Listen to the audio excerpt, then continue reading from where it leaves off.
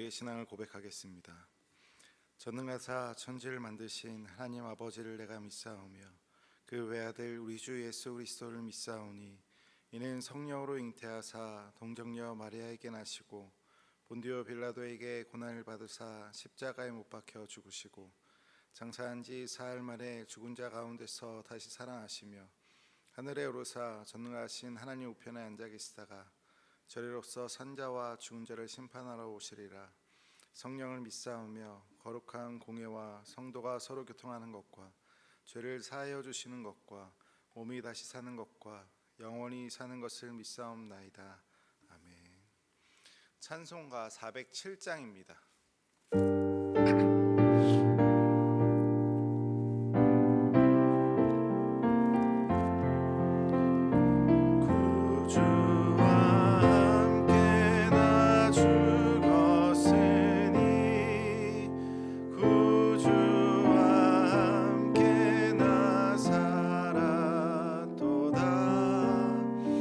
영광의 그날에 이르도록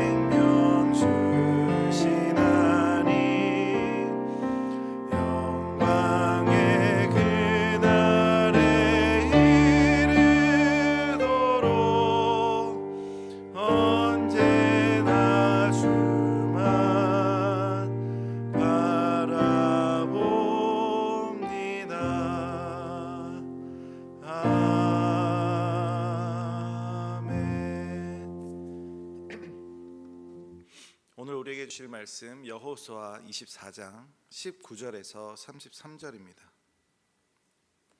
여호수아 24장 19절에서 33절 봉독하겠습니다. 여호수아가 백성에게 이르되 너희가 여호와를 능히 섬기지 못할 것은 그는 거룩하신 하나님이시요 질투하시는 하나님이시니 너희의 잘못과 죄들을 사하지 아니하실 것임이라. 만일 너희가 여호와를 버리고 이방 신들을 섬기면 너희에게 복을 내리신 후에라도 돌이켜 너희에게 재앙을 내리시고 너희를 멸하시리라 하니 백성이 여호수아에게 말하되 아니니이다 우리가 여호와를 섬기겠나이다 하는지라. 여호수아가 백성에게 이르되 너희가 여호와를 택하고 그를 섬기리라 하였으니 스스로 증인이 되었느니라 하니 그들이 이르되 우리가 증인이 되었나이다 하더라. 여호수아가 이르되 그러면 이제 너희 중에 있는 이방 신들을 치워버리고 너희의 마음을 이스라엘의 하나님 여호와께로 향하라 하니 백성이 여호수아에게 말하되 우리 하나님 여호와를 우리가 섬기고 그의 목소리를 우리가 청종하리이다 하는지라. 그날에 여호수아가 세겜에서 백성과 더불어 언약을 맺고 그들을 위하여 율례와 법도를 제정하였더라. 여호수아가 이 모든 말씀을 하나님의 율법책에 기록하고 큰 돌을 가져다가 거기 여호와의 성소 곁에 있는 상수리 나무 아래에 세우고 모든 백성에게 이르되 보라 이 돌이 우리에게 증거가 되리니 이는 여호와께서 우리에게 하신 모든 말씀을 이 돌이 들었음이니라. 그런즉 너희가 너희의 하나님을 부인하지 못하도록 이 돌이 증거가 되리라 하고 백성을 보내어 각기 기업으로 돌아가게 하였더라. 이 일 후에 여호와의 종 눈의 아들 여호수아가 110세에 죽음에 그들이 그를 그의 기업의 경내 딥낫세라에 장사하였으니 딥낫세라는 에브라임 산지 가하스 산 북쪽이었더라. 이스라엘이 여호수아가 사는 날 동안과 여호수아 뒤에 생존한 장로들 곧 여호와께서 이스라엘을 위하여 행하신 모든 일을 아는 자들이 사는 날 동안 여호와를 섬겼더라. 또 이스라엘 자손이 애굽에서 가져온 요셉의 뼈를 세겜에 장사하였으니 이곳은 야곱이 백크시타를 주고 세겜의 아버지 하몰의 자손들에게서 산 밭이라. 그것이 요셉 자손의 기업이 되었더라. 아론의 아들 엘르아살도 죽음에 그들이 그를 그의 아들 비느하스가 에브라임 산지에서 받은 산에 장사하였더라. 아멘. 우리는 종종 하나님만 바라보겠다라고 다짐하고 부흥회나 수련회나 예배 때 뜨겁게 헌신을 결심하고는 합니다. 그러나 막상 일상으로 돌아가면 그 결단을 그대로 지키는 경우가 드물죠. 작심삼일이라는 말처럼 우리의 의지는 쉽게 흔들리고 바쁜 현실 속에서 다시금 우리가 우리 마음에 쫓는 우상숭배와 자기중심적 욕망에 빠지고는 합니다. 아마 여호수아는 이런 점을 염두하지 않았을까 싶습니다. 오늘 본문은 바로 이스라엘이 여호와만을 섬기겠다라고 결단한 직후의 시점을 다루고 있습니다. 19절에 백성이 여호와만 섬기겠습니다라고 고백하자마자 여호수아는 뜻밖의 반응을 보입니다. 너희가 여호와를 능히 섬기지 못하리니 그는 거룩하신 하나님이시요 질투하시는 하나님이시라. 여호수아는 이스라엘 백성들의 고백을 기뻐하기보다는 이렇게 강한 어조를 통해서 경고를 하고 있습니다. 이스라엘 백성이 하나님과 맺는 언약이 결코 감정적인 열정만으로는 유지될 수 없기 때문입니다. 이스라엘은 이미 출애굽 이후에 여러 차례 우상 숭배의 폐해를 경험했습니다. 하지만 여전히 그들에게 그 유혹에 쉽게 넘어지는 경향이 남아있죠. 여호수아는 20절에 만일 너희가 여호와를 버리고 이방 신들을 섬기면 그가 돌이켜 너희에게 재앙을 내리시고라고 경고합니다. 하나님의 징벌이 무서워서 억지로 순종하라는 말이 아니라 하나님과의 관계가 언약적 관계이기 때문에 그 언약에는 책임이 따른다라는 뜻입니다. 하나님은 우리의 죄와 우상 숭배를 가볍게 지나치지 않으시는 거룩한 분이십니다. 이스라엘이 하나님만 섬기겠다라고 고백한 것의 그 책임은 단지 기도를 많이 하거나 봉사를 열심히 하는 형식적인 열심을 넘어서 우상을 거부하고 거룩함을 추구하는 실제의 삶으로 나타나야 합니다. 결국 21절과 22절에서 백성이 다시 한번 우리가 여호와를 섬기겠노라 라고 다시 말할 때 여호수아는 너희가 택하였으니 스스로 증인이라고 단언합니다. 결단은 대단히 중요하지만 결단을 지켜나갈 삶의 태도가 더욱 중요하다는 것을 분명하게 이야기하는 장면입니다. 그들은 스스로가 증인이 되어 그들이 하나님만 섬기겠다라고 고백하는 것을 삶으로 증거해야 합니다. 오직 하나님만 섬기는 삶으로 나타나야 합니다. 그것은 백성의 말만으로는 충분하지 않습니다. 23절에서 너희 중에 있는 이방신들을 제하여 버리고 너희 마음을 여호와께로 향하라 라는 구체적인 여호수아의 명령이 나옵니다. 우리가 일상에서 섬기는 이방신이라는 것은 무엇일까요? 돈, 명예, 인간관계, 자신의 욕망과 같은 대부분 나 자신을 스스로 편하게 만들거나 불확실한 미래를 안전하게 만들려는 욕구가 그 뿌리를 이루고 있습니다. 여호수아 시대에나 지금이나 우상은 우리의 마음 안방을 자리 잡고 우리 마음의 안방에 자리 잡고 하나님보다 더 크게 보이도록 우리를 현혹하게 합니다. 따라서 말로만 하나님을 섬기겠다라고 하는 것이 아니라 실제로 버릴 것을 버리는 작업이 뒤따라야 진정한 결단이라고 할 수 있습니다. 25절부터 27절에서 여호수아가 세겜에서 백성과 언약을 맺고 율례와 법도를 정하며 큰 돌을 세워 증거로 삼는 장면이 등장합니다. 말만으로는 끝낼 수 없기에 그 결단을 공동체 차원에서 기록하고 눈에 보이는 증거물을 통해서 오래 기억하게 하려고 했습니다. 오늘날도 마찬가지죠. 우리가 헌신을 결정했다면 교회 공동체와 나누고 삶 속에서 구체적인 기록이나 실천 목록들을 만들어서 스스로 돌아볼 수 있어야 합니다. 그저 어느 예배 때 울며 결단했다가 이내 잊어버리고 마는 패턴을 벗어나기 위해서는 본문이 전하는 메시지처럼 결단을 가시화하고 기념하는 의식이 필요합니다. 28절에서 백성은 각자 기업으로 돌아가죠. 자기들에게 주어진 삶의 터전으로 돌아갑니다. 결단한 이후에 그렇게 확실하게 이야기한 이후에 이제 삶의 현장으로 나아가야 한다는 뜻이죠. 여호와만 섬기겠다라는 그 고백은 예배당 안에서만 통용되는 것이 아니라 각자의 학교와 직장과 가정에서 실천되어야 진짜 언약이 됩니다. 세겜이라는 거룩한 자리에서 그 맺은 언약이 우리의 일상 구석구석에서 살아 움직여야 된다는 것이죠. 29절부터 30절을 보면 여호수아가 110세에 죽습니다. 그리고 33절에서 대제사장 엘르아살도 죽음으로써 5세 이후에 이어진 거대한 지도자들의 시대가 공식적으로 마침표를 찍습니다. 하지만 놀라운 점은 지도자가 떠났다고 하나님의 구원의 역사와 언약이 사라지는 것은 아니라는 사실입니다. 32절에 보면 요셉의 유골이 이 땅에 묻혔다라는 소식이 따라오는데 창세기 50장 24, 25절에서 하나님이 너희를 반드시 인도해 내신다는 요셉의 유언이 결국 가나안 정착으로 완전히 이루어졌음을 상징합니다. 하나님은 세대가 바뀌어도 변치 않으시고 언약은 다음 세대에 계승됩니다. 교회나 공동체에서도 마찬가지입니다. 훌륭한 지도자가 있을 때에는 뜨겁게 신앙생활을 하지만 그 지도자가 떠나면 흐지부지 되는 경우가 있습니다. 나를 지켜주던 셀장이 떠나면, 나와 같이 하던 사람이 떠나면 뜨겁게 신앙생활 하던 것이 저버리게 되는 경우도 있습니다.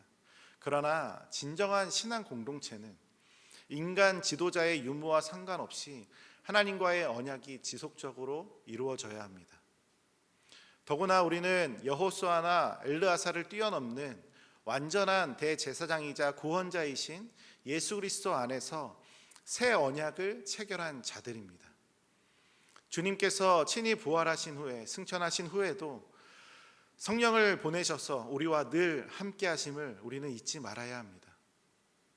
오늘 본문의 핵심은 결단의 말 그 자체보다 그 결단이 우리의 삶에서 실제로 이어지는가에 달려 있습니다. 여호수아는 백성에게서 우리는 여호와만을 섬기겠다라는 그 고백이 여러 차례 이끌어내고 실천할 수 있는 길을 열어주고 있습니다. 우상은 단순한 사고방식이나 버릇이 아니라 하나님보다 더 신뢰하고 의지하는 대상을 의미합니다. 그렇다면 우리의 이방신은 무엇일까요? 혹시 우리는 기도와 예배 자리 가운데서 하나님을 섬기겠다라고 선언하지만 실제로 돈과 쾌락과 자기 위주의 욕망을 더 굳게 붙들고 있는 건 아닌지 되돌아봐야 합니다. 우리는 언약을 기록하고 또한 돌비를 세워 기념했던 이스라엘 백성처럼 구체적인 순종의 행동을 시작해야 합니다. 예배를 더 열심히 드리겠다, 하나님의 뜻에 순종하겠다, 죄의 습관을 끊겠다라고 결심했다면 그 약속을 공동체와 나누고 일상에 적용할 수 있는 기억의 장치를 마련해야 합니다. 그것이 우리가 셀과 공동체에 속한 중요한 이유 중에 하나입니다. 물론 우리 힘만으로는 약해지고 포기할 때도 있습니다. 그러나 예수님이 완전한 대제사장이 되셔서 새 언약을 피로 맺어주셨음을 우리는 기억해야 합니다. 그분은 우리가 흔들릴 때마다 성령을 통해서 다시 일어설 수 있는 길을 열어주십니다. 그러니 반복되는 실패에서도 우리는 다시 한번 결단할 수 있는 용기가 주어지고 그것을 결단하기를 두려워하지 않을 수 있습니다. 다만 그 결단을 가볍게 여기지 않길 바랄 뿐입니다. 말로만 하는 결심과 삶을 통해서 이루어지는 결단은 다릅니다. 오늘 우리는 어떠한 결단을 지키며 어떤 우상을 버릴 것인지 다시 결심해야 합니다. 그리고 그 결심을 하나님 앞에서 확실하게 새겨두고 삶 가운데 실천해야 합니다. 여호수아는 떠났지만, 눈에 보이는 여호수아는 떠났지만 하나님과의 언약은 계속됩니다. 하나님이 오늘 우리에게 베푸신 은혜와 약속도 여전히 유효합니다. 우리 눈에 보이지 않더라도, 우리가 의지하는 대상이 사라졌을지라도 우리에게 은혜와 약속을 여전히 계속 부어주시는 그 하나님의 관심과 하나님의 사랑, 그리고 하나님의 약속을 붙드는 저와 여러분들 되길 소망합니다. 그럴 때 우리의 일상으로 돌아가 나와 내 집은 여호와만을 섬기겠다는 고백이 진짜로 살아있는, 그렇게 그 고백이 움직이게 하는 오늘 하루의 일상이 되길 간절히 소망합니다. 함께 기도하겠습니다. 하나님, 백성이 여호와만을 섬기겠다라고 결심했을 때 여호수아는 그 결단의 무게를 다시 한번 백성들에게 일깨워 주었습니다. 저희 역시 말로만 결단하고 일상에선 다른 우상을 섬기고 있지 않은지 다시 한번 돌아보게 하시고 예수님의 새 언약 안에 우리를 불러주셨으니 성령의 힘으로 결단하며 지키며 살아갈 수 있도록 우리에게 믿음을 더하여 주시옵소서. 우상을 철저하게 버리고 또한 우리가 언약을 확증했던 이스라엘 백성들처럼 우리의 매일의 삶 속에서도 거룩을 추구하게 하시고 지도자가 떠났더라도 언약이 계속 이어지듯이 어떠한 상황에서도 하나님을 향한 우리의 예배와 섬김이 흔들리지 않도록 붙들어 주시옵소서. 이 모든 말씀 예수님의 이름으로 기도했습니다. 아멘. 하늘에 계신 우리 아버지여, 이름이 거룩히 여김을 받으시오며 나라가 임하시오며 뜻이 하늘에서 이루어진 것 같이 땅에서도 이루어지이다. 오늘날 우리에게 일용할 양식을 주옵시고 우리가 우리에게 죄 지은 자를 사하여 준 것 같이 우리 죄를 사하여 주옵시고 우리를 시험에 들게 하지 마옵시고 다만 악에서 구하옵소서. 대개 나라와 권세와 영광이 아버지께 영원히 있사옵나이다. 아멘. 이 시간 우리가 함께 기도할 때에 말로만 결단하는 것이 아니라 새 언약 안에서의 부르심을 기억하고 성령의 힘으로 결단을 지키며 살아갈 수 있도록 인도하여 주옵소서. 또한 교회의 교육관 건축과 도시개발 보상 협상이 은혜 가운데 진행되게 하시고 한국 교회와 나라의 여러 가지 혼란스러운 일들을 안정되고 공의와 사랑이 세워져가는 교회와 나라가 되게 해달라고 이 시간 나 자신과 교회와 나라를 위하여 함께 기도하면서 나아가겠습니다.